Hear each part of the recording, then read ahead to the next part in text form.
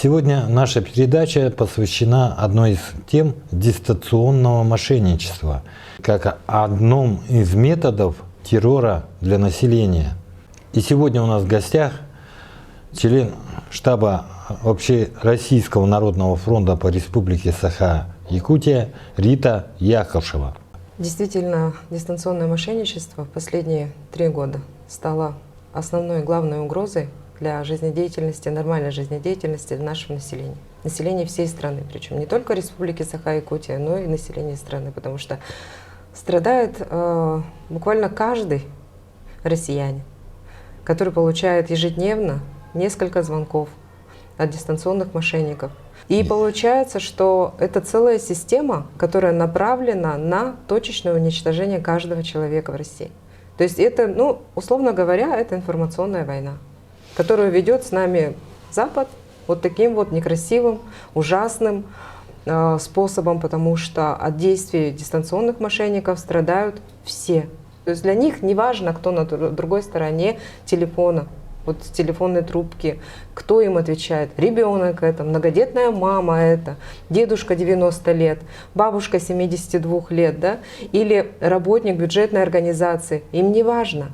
Им важно довести человека до состояния стресса и выудить из него максимум денег.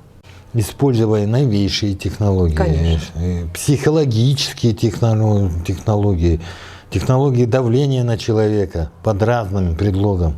Не так давно я участвовала в круглом столе, который проводила Республиканская прокуратура, и там заместитель прокурора показывал наглядно, какие документы, какие удостоверения показывают мошенники своим жертвам, чтобы жертва максимально получила вот ту дозу страха, да, которая бы уже не могла его остановить, чтобы он пошел, взял кредит, чтобы он пошел, чтобы они так изощренно вводят в заблуждение именно граждан, да, предъявляя им удостоверение сотрудников ФСБ, где с фотографией, описание, все. Или они предъявляют удостоверение сотрудников Центрального банка. Или они предоставляют документы от Министерства финансов Российской Федерации.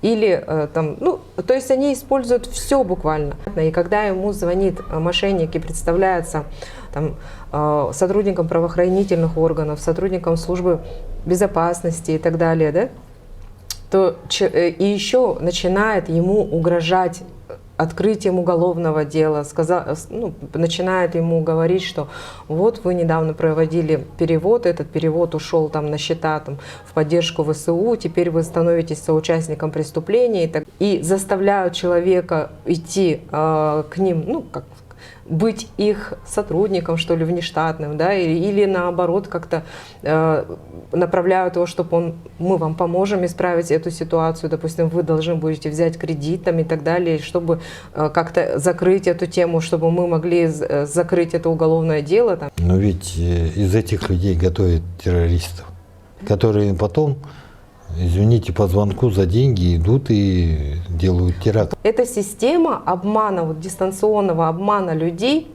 это мировая проблема. Это не только проблема России. И они действуют на территории также и Запада, западных стран. Но сейчас на Россию ведется большая атака, чтобы каждого человека, например, точечно уничтожить семью, личность. Чтобы ему было не на что жить, грубо говоря. Потому что человек, который теряет деньги вот таким вот жутким способом, это жуткий способ, когда человека обманывают на огромную сумму, и человек лишается всего. Мало того, что он отдает собственные сбережения, он же отдает еще кредитные средства. И эти кредитные средства ему нужно отдавать. И это страшно, потому что кредиты, которые он берет не в одном банке. А сейчас, чтобы взять один кредит даже на сумму 1 миллион рублей, его можно взять только под больше, чем 20% годовых. И получается, что человек загоняется в такую долговую яму, из которой ему без помощи государства, к сожалению, не выбраться. Вот тут вот я отмечу именно так. Уже доказано, что в ВСУ на Украине здесь не один такой центр. И они четко к этому готовятся. Они делают программы, они готовят людей. Да.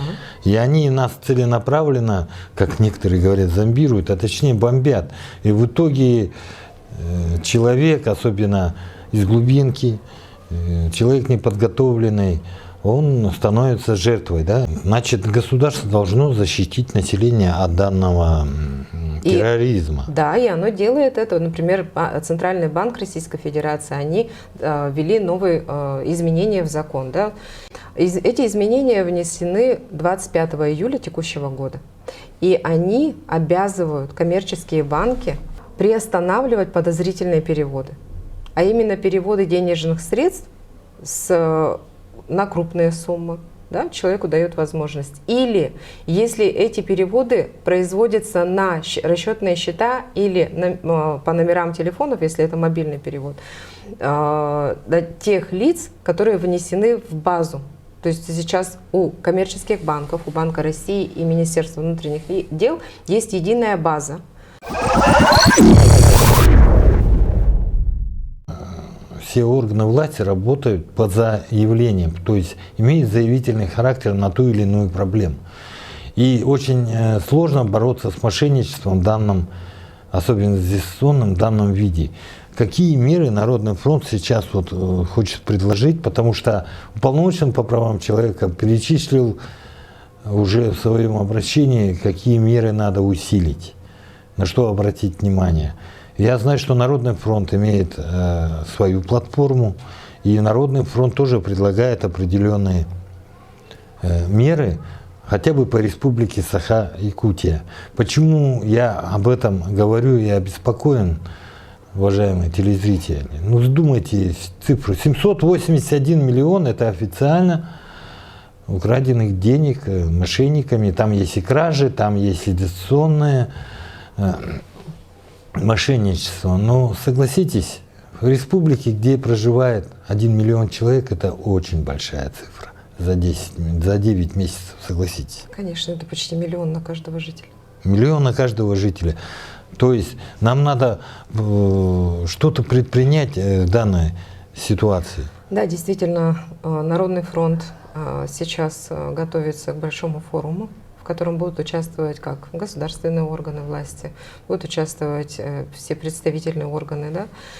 И мы хотим привлечь внимание не только государственных органов, но и населения к той проблеме, которая сейчас имеется. Проблема огромная. Как мы уже сказали, что почти 1 миллион на каждого жителя Якутии было отправлено на счета мошенников. И это очень страшно на самом деле. И мы очень озабочены тем, что же еще такого сделать, чтобы люди наконец-то поняли, что против каждого россиянина ведется война. Против каждого. И в связи с этим мы не устанем говорить о тех платформах, которые уже есть у Народного фронта. Это мышеловка, с помощью которой можно указать на мошенника, да, чтобы было легче и правоохранительным органам найти преступников, и чтобы другие граждане уже не попались, зайдя на сайт, они просто проверят входящий номер телефона, и если этот номер телефона принадлежит какой-то мошеннической компании или мошеннику, физическому лицу, они сразу это увидят. Вот. Также всех неравнодушных граждан, которые хотят присоединиться к активистам Народного фронта, которые работают в кибердружине. Вот здесь как раз вот кибердружина, она и занимается тем, что она работает против западных спецслужб, да, которые точечно разрабатывают такие программы по террору. Это уже это терроризм в чистом виде, когда информационная безопасность человека подвергается огромной угрозе. И каждый житель не только республики, но и Российской Федерации подвергается телефонному мошенничеству, когда ему звонит ежедневно мошенник по нескольку раз в день. Уважаемые телезрители, ни в коем случае не отвечайте на звонки с незнакомых номеров, тем более в мессенджерах, тем более в Telegram. Сделайте для себя такое правило, да, ознакомьтесь с этим правилом своих коллег, чтобы они вам не звонили через мессенджер. Пусть звонят обычным, привычным способом, да, через мобильного оператора, но не через мессенджер. И мы хотим поднять, конечно, такой основной вопрос по защите именно социальной категории граждан. Это пенсионеры и граждане с ограниченными возможностями здоровья. Это именно те люди, которые очень остро нуждаются в поддержке государства, в защите государства, которые абсолютно... Ведь многие пенсионеры, они остаются один на один вообще со своей бедой.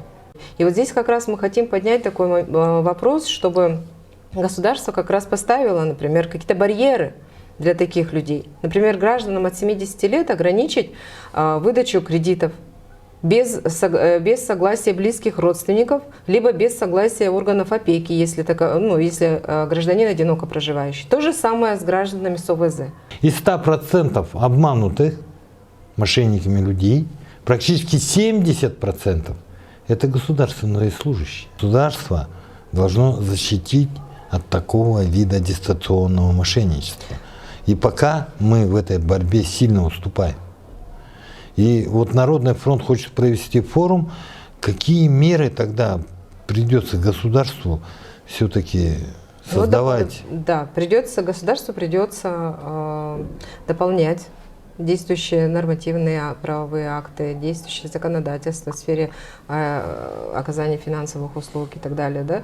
То есть здесь, если мы добьемся того, чтобы хотя бы вот эти ограничения были введены для социальных категорий, то я уверена, что 30% населения нам точно удастся спасти от этого. Куда можно обращаться населению по своим вопросам, даже по любым? По любым вопросам можно обращаться на сайт ОНФ РФ, установить на свой мобильный телефон мобильное приложение Народного фронта и стать как активистом, так и тем, кому нужна поддержка и помощь вот буквально сейчас. Да? И вам обязательно помогут, вас услышат, и вы точно без поддержки не останетесь. С вами был Олег Желнин и передача «Зона особого внимания».